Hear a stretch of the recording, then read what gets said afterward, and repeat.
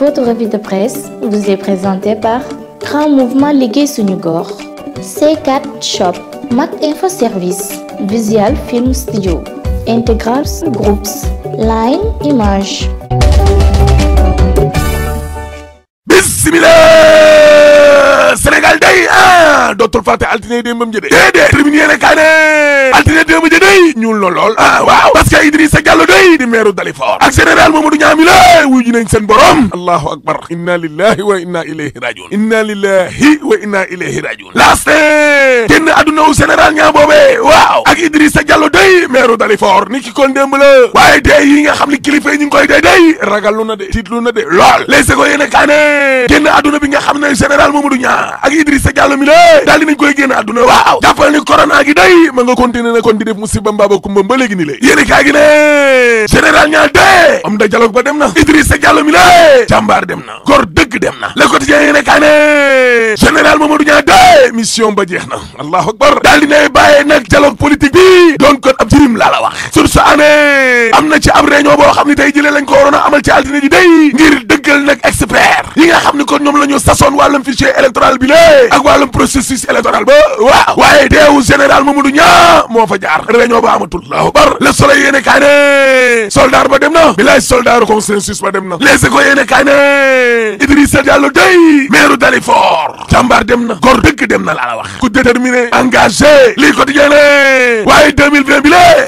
mooy at boo xam ne dañu koo sib nag laa la wax maar di tali waaw am na ci ay kilifa yu bëree bëri kon ci 2020 bii la ñu dem le témoin yéene kaay ne maa lay limal ñooñee budul corona gi di dee naturel moo tax 2020 at la woo xam ne day maara day taal ci kilifa yi nekk ca kaw parce que Papa Diouf ci la dem Pape Bouba Diop ca la dem Pape Malick Sy ca la dem Babacar Touré ca la dem général Mamadou Niang ca la dem professeur Iba Der Thiam ca la dem Idrissa Diallo ca la dem Mamadou Bamba Ndiaye ca la dem Mansour Kama ca la dem Seyda Mariama Niass ca la dem ak ñeneen ak ñeneen sax direct news de boole ci secrétaire général du ministère économie ak finance di Pierre Ndiaye nga xam ne corona baa ko yóbbu allahu akbar tey ma wax leen nag lan moo xew ci deewu Pierre Ndiaye moomee gis nga gaz ci boppam kon moo manqué woon ca hôpital CTO laa la wax allahu akbar looloo gën a yàq wàllu wér-gu-yaram waajoo jee Ndiaye jaata laataa ñu ko jël tam di ko yóbbu ca hôpital principal bare jël na temps bu bare bare sax allahu akbar yéeni kaa gi ne lii tax nag ba ñu war a ubbi kon enquête day ci génn adduna wu kii di Pierre Ndiaye laa la wax yéeni kaay fa jogoy fay bi ne portable am ci boppam ca hôpital ba la réeré allahu akbar ca jamono joo xam ne nag maanaam gaañaa ngay dee Sud Quotidien nee na crise politique yi nga xam ne kon moo am nag ci parti day ca kaw fii ci Sénégal waaw réew mi mu président Idrissa Seck day jël na wàllam de Momar Diong journaliste waaw nee na gis nga di ca fal de li ko yóbbee li du dara lu dul Idrissa Seck mi nga xam ne kon dafa mujj yëg boppam lool critique yéene kaa ne gis nga homme de l'année wu 2020 waaw président Macky Sall day kacat lañ ko ca dégg leen ko ne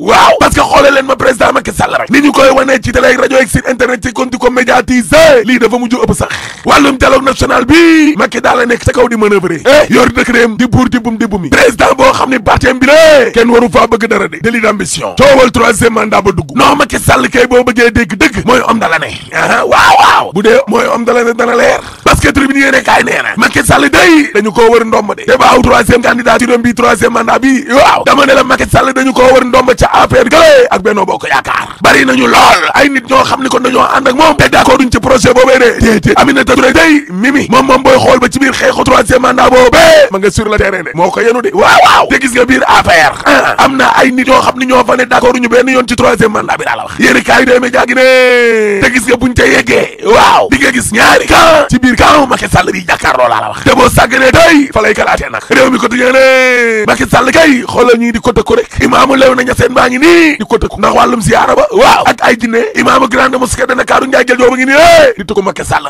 waaw ndax nee na Ndakaaru Ndiaye Jël Joob kenn du ko fi jëlee laa la wax kenn du supprimer ville de Dakar enquête yéene kaa ne defaraatu gox-goxaan yi day seetlu gi daal mooy nguur gi daal laaj échec la aménagement du territoire les ko yéene kaa ne waaye Omar Gueye day ministre waaw fa mu nekkoon tugeewu fa ba léegi nii la dee ne dafiy dindi kon fii lii supprimer leen Ismaïla Madior Fall nekkoon ministre de la justice ci l'observateur nee na président Macky Sall buñ ko waxal lu mu waxul Macky Sall buñ ko waxal lu mu waxul parce que Macky Sall mësul wax ne day supprimer fii lii laa la wax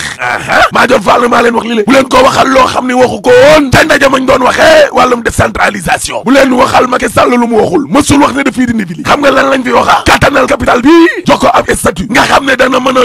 yorinu maire yoo xam ne gu mucc ayib la te ànd ak dal waaw kay lii la Macky wax waaye mësul wax ne dañuy supprimer bi li terminé yéene kaa ne gis nga coowal Akilee ak Excel ak Powercom waaw Birahim Seck day baleewu Macky Sall ba leen la jël ko ni ko dajji te ko ca digg ba ni ñu jaxatee Senelec ni lée alalu Senelec bi waaw Birahim Seck ci livre am bi nee na Macky Sall Matar Cissé Pape Demba Bitèye mburu foofu ko fëriñ ñoom ñëpp da nga ca biir direct news of na day waaw Seynabou Ndiaye Diakhaté nee na jébal na lu tolloo ñaar fukki rapport procureur de la République way Samba Seynabou Ndiaye Diakhaté ne waaye ñun nag bu leen fàtte ne dafa am fu ñu yem de waaye ku ñu bind ñun tontu nañ la Seynabou Ndiaye Diakhaté yemu ca ndaxte njiital of na day nee na jot nañu ñetti plainte laa la wax ci lu jëm nag ci wàllum séddalem lekk gi yorinu Covid-19 ji waaw nga xam ne Mansour Faye moo ko jiite woon te ay enquête nag ubbi nañ leen ca Dakar Times ne en tout cas ni ñu yoree kon xaalisuk askan wi lée ci jamonoy Covid ji waaw lu baax la de yéene kaa gi ne waaw est-ce que sax nag duñu féliciter Abdoulaye Daouda Diallo mi lée ministre finance ak budget libération yéene kaa ne en tout cas scandale day am na co bokk ca ndem si yàlla SGBS Société Générale maa la ko wax lu tolloo 419 millions la ñu fa sàcc allahu akbar te ay particulier la ñu ko sàcc de moo tax it waa di day teg nañu loxo Mor Gueye Sine mooy responsable zone Diourbel te tamit am na plainte boo xam ne day door nañ ko Jean-Marc Marcel Millet ak Pierre Gabriel Sadio nekkoon fi nag directeur général Société Générale lu yëpp Sénégal googee 419 millions laa la wax waaye loolu moom bari na di waaye nag ak lu mu bari